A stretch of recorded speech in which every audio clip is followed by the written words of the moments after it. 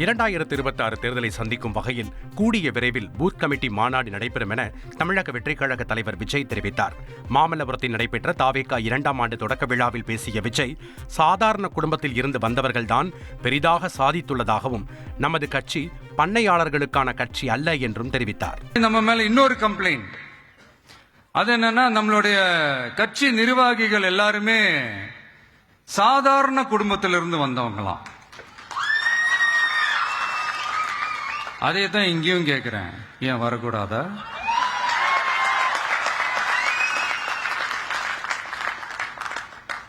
சாதாரண குடும்பத்திலிருந்து வந்தவங்க தான் பெருசு பெருசா சாதிச்சிருக்கிறாங்க. இன்னும் சொல்ல போனா நம்மளுடைய கட்சி எளிய மக்களுக்கான கட்சி தானே. அப்படி இருக்கும்போது நம்மளுடைய கட்சி நிர்வாகிகளும் எளிய குடும்பத்தை சேர்ந்தவங்களா தான் இருப்பாங்க. நம்மளுடைய கட்சி ஒன்னும் பண்ணையாறுகளுக்கான கட்சி கிடையாதுல்ல.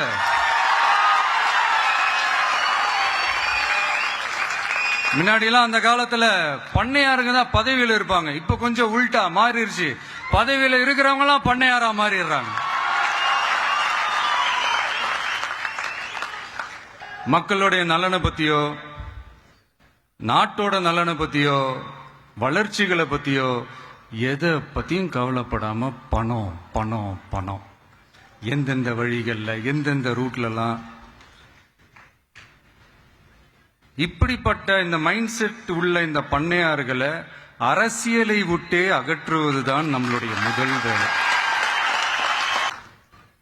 அதை ஜனநாயக முறைப்படி நம்ம செய்யறதுக்கு தான் 2026 தேர்தலை நம்ம சந்திக்க போறோம். அந்த தேர்தலை சந்திக்க ரொம்ப ரொம்ப முக்கியமான விஷயம் பூத் லெவல் ஏஜென்ட்ஸ், BLA அப்படின்னு சொல்லுவாங்க. அது ரொம்ப ரொம்ப முக்கியம். ஏன்னா நீங்க பாத்தீங்கன்னா தமிழ்நாட்டில் அந்த பெரிய பெரிய கட்சிகளுக்கு தான் அந்த BLA எல்லாம் ரொம்ப ஸ்ட்ராங்கா இருக்கும்னு சொல்லுவாங்க. ஒரு அப்ராக்சிமேட்டா ஒரு 69,000 பூத்ஸ் இருக்கு.